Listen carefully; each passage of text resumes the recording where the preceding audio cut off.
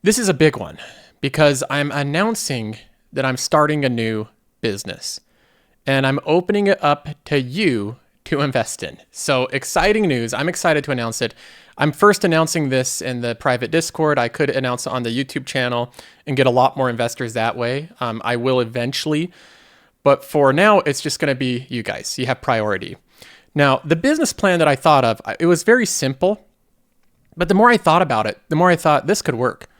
This makes a lot of money, especially for me and you, everybody that invests in it early on. You have the opportunity to make a lot of money. So hear me out here.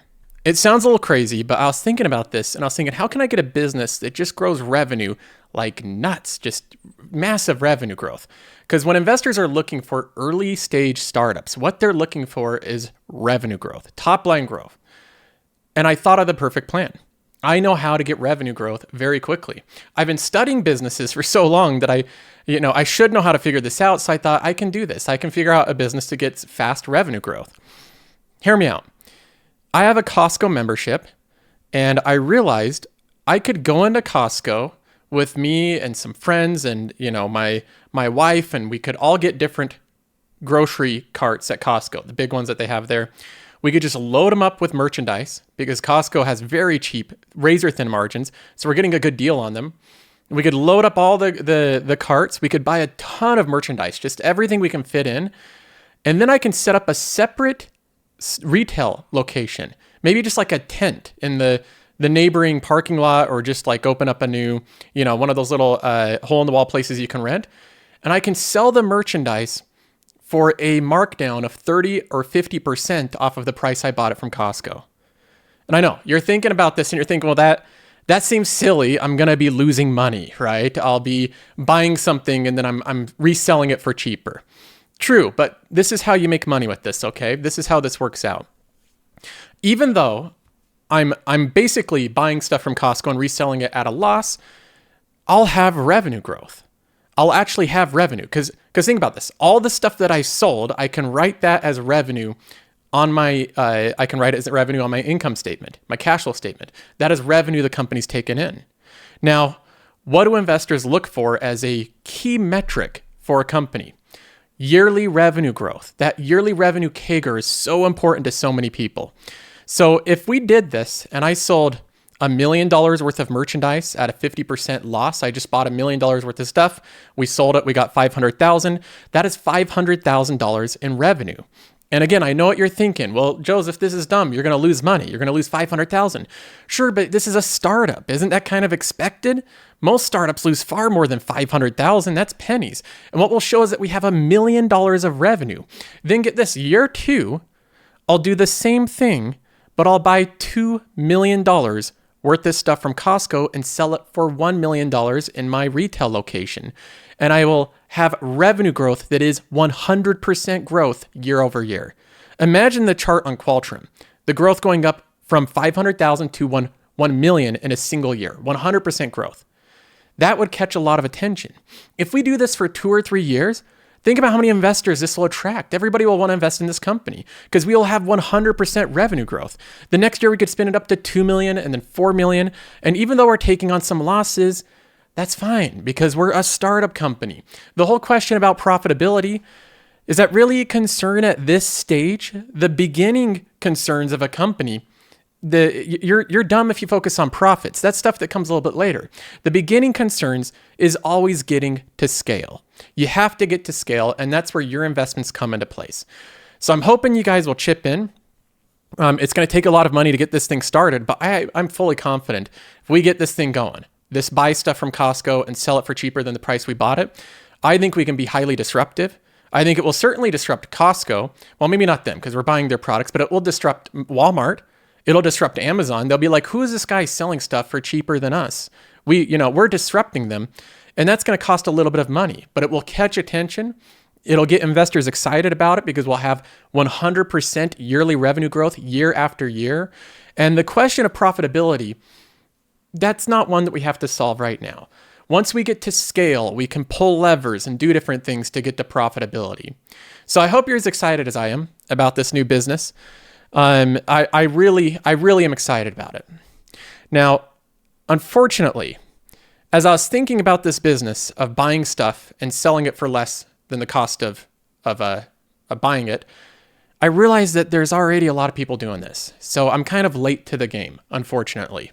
There's a lot of big companies doing this exact same thing. We have one example right here. Carvana. They had a brilliant idea, and you might mock me. You might say my idea is dumb, to go into Costco and just sell stuff for cheaper. Yeah, call me a dummy, but there's already companies doing this, and they're worth billions of dollars. Carvana's worth $1.15 billion. What has this company ever done? Well, it did the thing that I said was most important. What do investors pay attention to? What are their eyes just go big, full of dollar signs? Revenue growth. That's what we have to have here, right? Revenue growth. And believe me, when you buy something and you pay for something and you sell it to customers for less than the price of creating it, you can get revenue growth. Just like when I go into Costco, I buy a bunch of merchandise, I put out a sign in the parking lot that says Costco for 50% off, I'll get a lot of revenue growth. Lots of people buy that stuff. I'll sell out the day of. I bet you there'd be a lot of people that would be excited for that proposition. Getting eggs right now for half off, I think a lot of people would be excited about that. So this company like Carvana that has been employing this exact same business model, they have that key thing, revenue growth. Now, again, the whole question about that silly topic, profits, right? Margins, making money, that type of thing. Well, they haven't really figured that part out, but that's not a concern because this company's early on. It'll figure it out later. Even when we look at this, there's always some hidden expenses, right? The fact that these type of companies that employ this business model lose some money here and there. In this case, they're losing a lot of money. That's $1.2 billion in free cash flow in one quarter. 1.3 actually. So they lost $1.3 billion in a single quarter, and the market cap of the company is $1 billion. They're losing more money in a single quarter than the entire company's worth, which is pretty astonishing. Now, again, there's some hidden costs as well, because not only do I have the cost of going into Costco, buying a bunch of merchandise and selling it for less, but for my time to do that, look, I don't know if you've heard, but I'm a valuable person. So I pay myself a lot for my time. So I'm going to pay myself a pretty good salary for doing this whole Costco selling stuff for less than less than it's worth.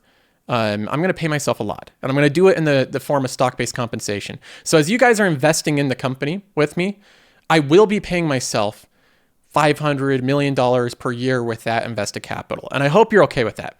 I'll try to kind of hide it. I'll put it in these little $14 million, $15 million, these little blue lines here. But basically every company that does this type of thing sells a product for less than it's worth. Most of them, we try to do this thing where we pay ourselves a lot for being brilliant and starting these ideas. And most of the time we don't like to show that. We show the numbers of them losing money like Twilio does here. Twilio is another company that unfortunately, it has a product that people love because they love buying stuff for less than the value of what it costs to create it. That's something people love. But Twilio is another one that has rapid revenue growth. It doesn't unfortunately make any money. And in these type of companies, it's very common for the person starting it, like me in this case, to pay ourselves very handsomely for doing this endeavor. You look at the stock-based compensation. This is the type of thing I try to keep out of the cash flow statement. I try to keep it out of the free cash flow. I try to keep this a little bit low key. I don't talk too much about how I pay myself because it's a lot. I'm going to be paying myself a lot. In this case with Twilio, this is a great example. The company is paying the insiders and executives and employees $200 million in stock-based compensation per quarter, while the company loses $150 million per quarter. So this is a great example of the type of company that I'm wanting to start. One that takes money from the investor, takes their capital, creates a product and a service, and then sells it to a customer at a continual loss, and then pays the executives, me, and the employees of the company bundles of cash for our genius invention of creating an unprofitable company. What an idea, right? Obviously, I'm joking. I'm not going to be starting a business where we go to Costco and we buy products and sell them for half than the cost of buying them, because that's a ridiculous business. And anybody that has half a brain would say, Joseph, that's insane. But the problem is when you get into stock analysis, unfortunately, people disconnect a little bit. It's common for investors. When you have the example of what I'm describing here, it seems so lunatic. It seems so insane.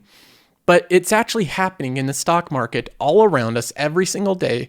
And companies are getting away with somehow convincing investors that these are brilliant business models. We have Carvana, a company that has never made a penny for investors. It's literally never made any money. Continually dilutes investors. The amount of shares that they offer, it went from 20 million up to 105 million. You have no equity in the company after a couple of years of owning it. You get diluted out of it. On top of that, their free cash flow is always negative. The top people are paying themselves millions of dollars. Another example here is Uber. All of these companies have basically done the same thing. And what I want to highlight is how this is not a legitimate business model. It's not sustainable. And this is going to harm a lot of investors that continue to go down these type of companies. Uber is a company that, like all of these, is highly disruptive and innovative, and it had revenue growth, right? Just like our disruptive and innovative selling stuff at Costco for less business. It has revenue growth, but what it really did is it disrupted the taxi business that was profitable. Taxis actually made money. Uber doesn't make any money. And for Uber to make money, they actually have to charge about as much as taxis did. In some cases, a lot more. The company has never made any money. There's no EBITDA. The free cash flow looks like it's barely going positive. Look at that. They're actually profitable. Not really. You factor in that pesky dilution, and they haven't made any profits for investors. Uber is a company that since day one, since its IPO, has not returned a nickel back to investors. And somehow investors are being convinced that these are great investments.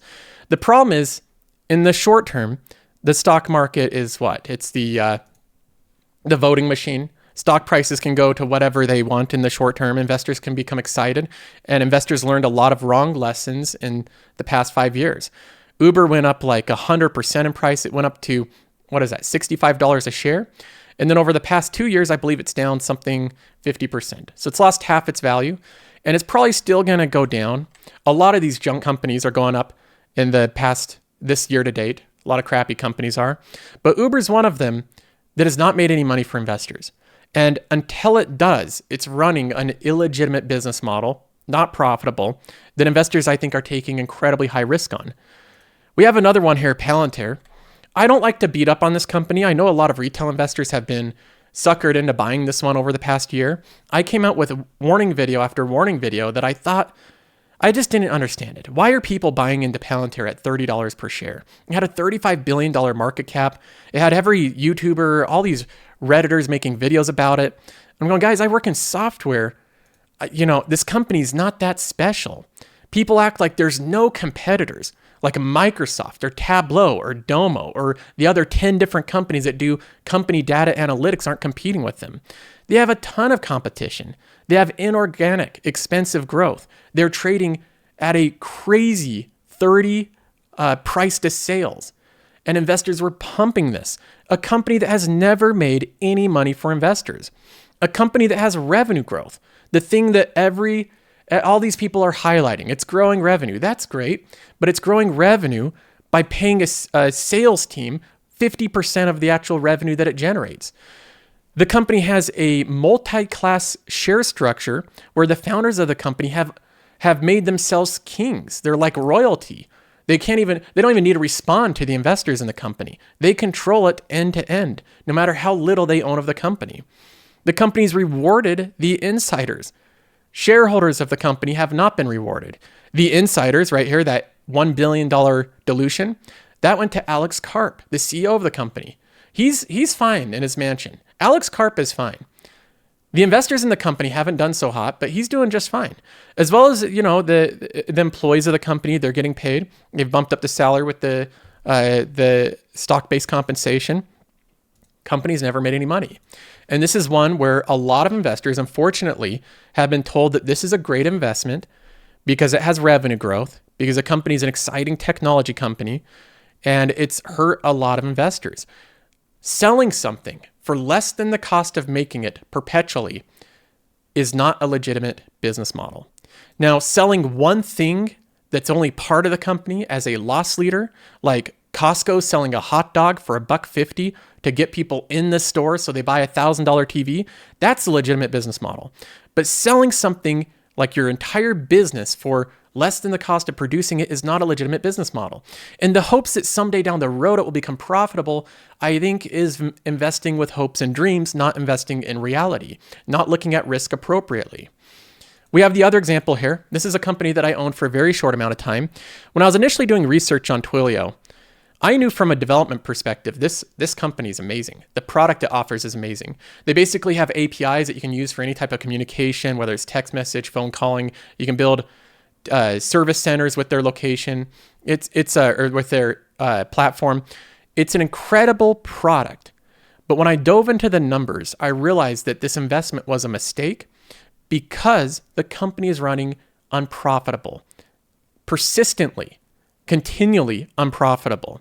And no matter how shiny or how great the product is, selling something for less than the cost of making it and producing it is not a sustainable business model. So even though Twilio has revenue growth, the problem is even as it's growing the revenue, the EBITDA is getting worse. The margins are actually getting worse. The stock-based compensation is going up. The free cash flow is going down. MasterCard's a company that's the exact opposite. Every dollar of additional revenue, the margins continually go up. Not down, they go up. So Twilio, as much as I like the product, we have to detach from these companies. Look at the fundamentals of them and the profitability.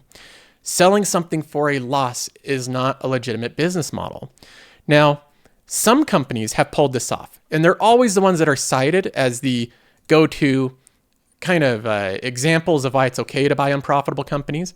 There's a couple ones that have really pulled this off, that were unprofitable for a certain amount of time, then they generated profits. Netflix is one of them. Netflix is one of the rare companies, let me bring this up here, that really did run an unprofitable business for a long period of time.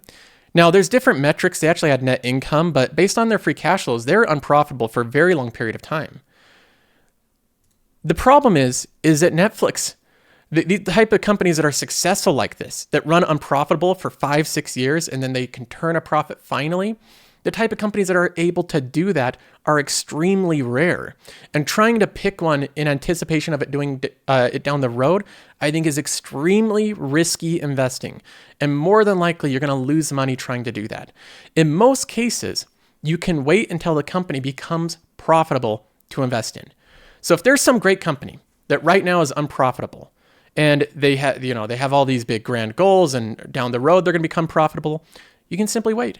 If it is such a great business that it's going to generate growing profits for decades after decades, then you can simply wait until it first proves to investors that it can run a sustainable, profitable business.